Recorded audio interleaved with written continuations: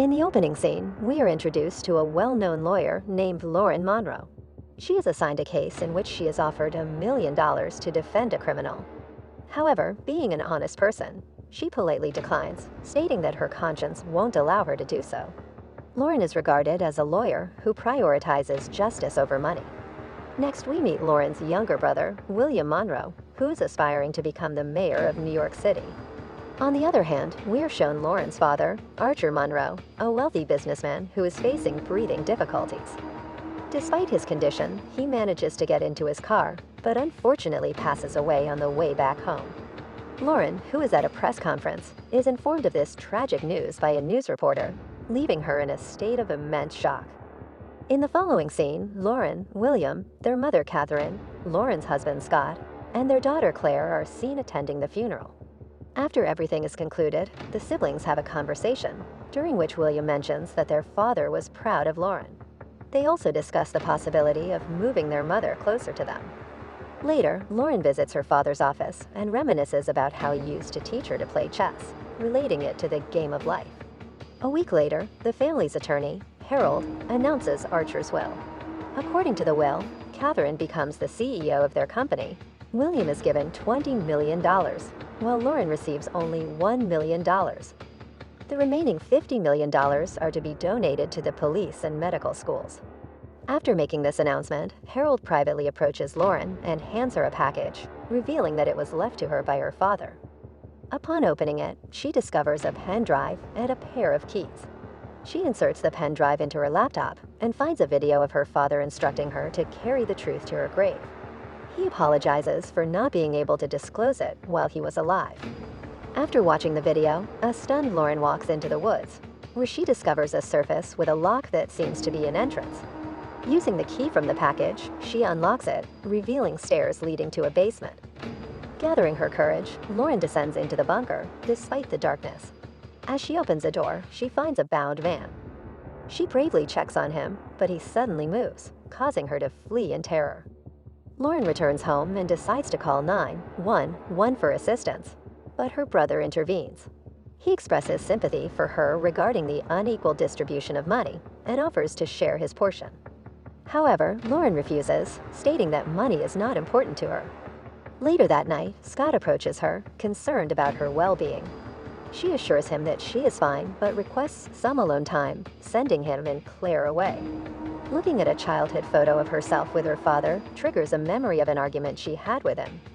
It is revealed that Archer had asked her to represent their wealthy friends in court, but she declined because she refuses to defend criminals. The next morning, Lauren decides to return to the bunker, this time armed with a gun. She notices the man sleeping and quickly takes his fingerprints to uncover his identity. However, the man opens his eyes, causing her to flee once again. A short while later, she returns wearing a mask and questions the man about his identity. Surprisingly, he appears to know every detail about her, including her birthday, her brother's name, and even how she defied her father's wishes by getting married. Convinced, she removes her mask and asks him once again to reveal his identity. The man expresses to her that he feels like a family member after being held captive for an extended period of time. He inquires about her character, questioning if she is a good person. Upon her confirmation, he requests her to release him, stating that a good person would do so. However, Lauren suspects that he did something to warrant his confinement and tries to unravel the truth. The man, in turn, insists on specific luxuries such as a juicy steak, potatoes, Caesar salad, Goldwater cigarettes, and a 30-year-old bottle of scotch. He also expresses a preference to shave. Despite Lauren's threat to abandon him, he remains unaffected and asserts that her conscience won't allow her to do so. Recognizing his leverage, she decides to meet his demands, providing him with a razor before departing. Upon returning home, Lauren sends the fingerprints to her detective friend, Emilio, urging him to gather the information swiftly. Subsequently, she procures all the items the man requested and returns to the bunker. After years of captivity, he finally indulges in the delicious food, expressing tears of joy. Lauren also offers him a chocolate bar, which elicits an emotional response. The man reveals that her father used to bring him chocolate once a year, allowing him a single square while leaving the rest on the shelf to taunt him. Satisfied with the food, the man introduces himself as Morgan Warner and proceeds to unveil his past.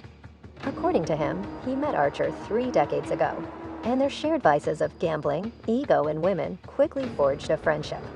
They became business partners, but one fateful night, after consuming alcohol together, Archer accidentally struck and killed a pedestrian. While Morgan wanted to involve the authorities, Archer insisted that without a body, there would be no crime. Consequently, Archer buried the deceased, and when Morgan opposed the act, Archer attacked him and imprisoned him in the bunker. Archer seemed afraid that Morgan would report him to the police.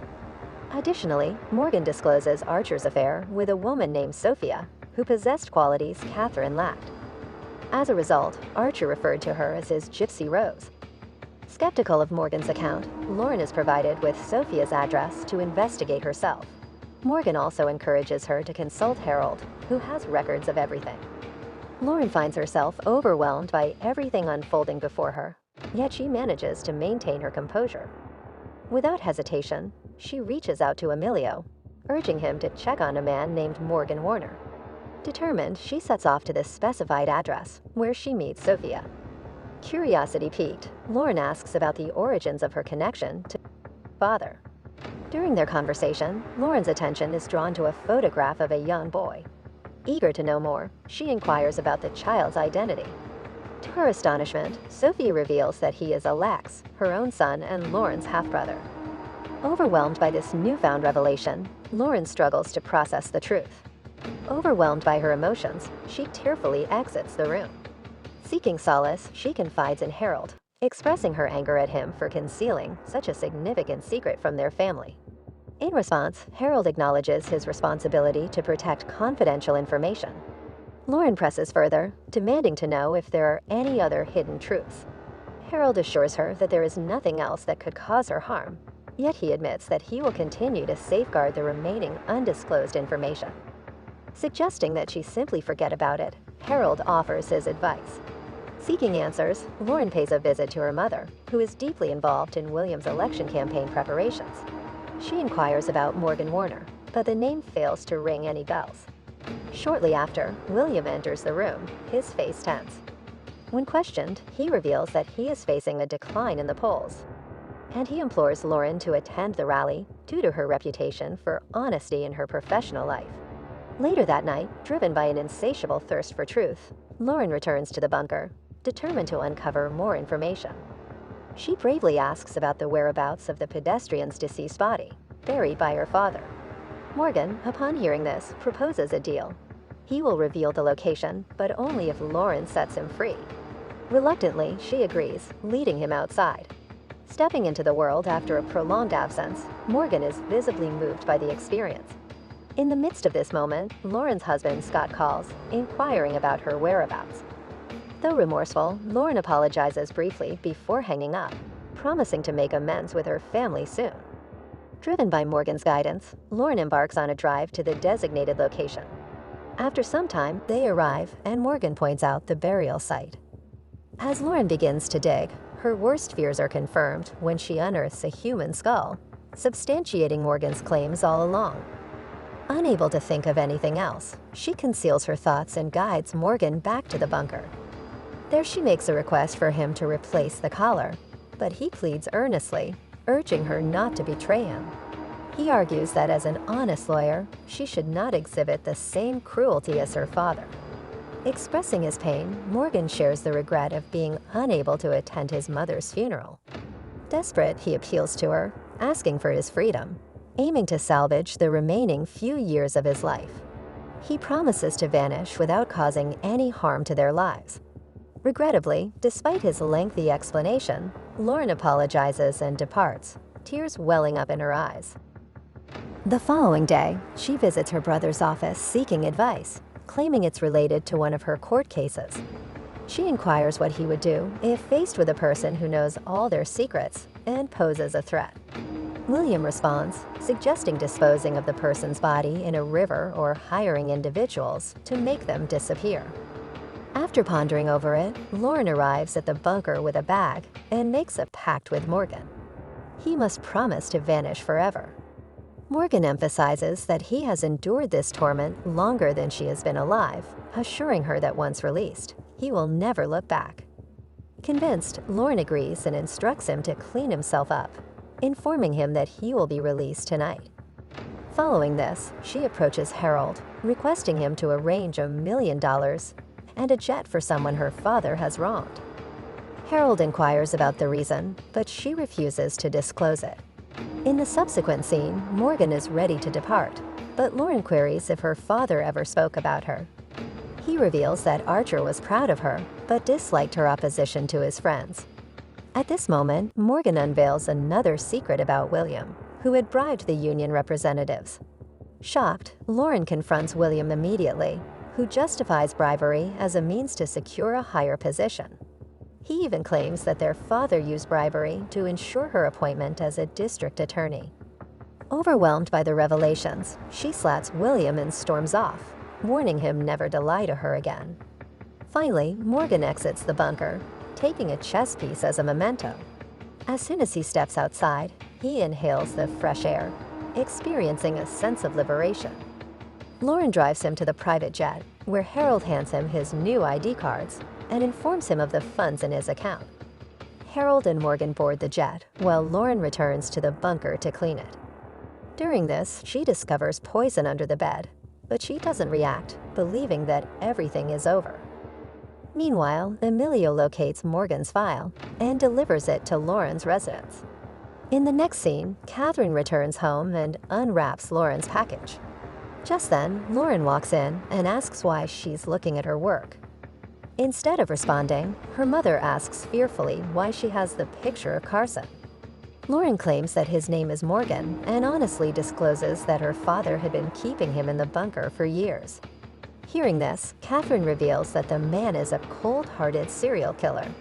She then asks about his whereabouts, but Lauren admits that she let him go. Following this, she rushes to the airport, only to find Harold and the pilot dead. She quickly realizes Morgan is after her mother, so she dashes back home, but Catherine has already gone missing. A few moments later, she notices the bunker's door is open, so she goes in and finds her mother unconscious. While she checks on Catherine, Morgan appears from behind and turns off the light. He then attacks her, knocking her out before tying her up. After she awakens, he admits to injecting her father with the poison that eventually killed him. He also reveals the actual truth about the past. Morgan tells her about the night when he gave Catherine a pill and forced himself on her. At the same time, Archer came there to help his wife and drove him to the bunker. But on the way, Morgan distracted Archer, causing them to collide with a pedestrian. It's also revealed that Morgan was the one who buried the body, despite Archer's objections. When Morgan decided to blame Archer for everything, the latter knocked him down and dragged him to the bunker, where he was brutally assaulted. In the present, Lauren attempts to persuade him, stating that she will assist him in obtaining justice for whatever her family did to him over the years. However, Morgan claims that he does not make deals. He wants them to rot there miserably, just like he did for 30 long years. He also shares his plan to go after the rest of their family members and destroy the family's legacy using all the secrets he knows. At this point, Catherine awakens and tells Morgan that she should have ended his life herself, prompting him to slap her. Seeing this, Lauren takes a different tack and calls him a pathetic lunatic, which infuriates him. As a result, he assaults her and throws her against the walls.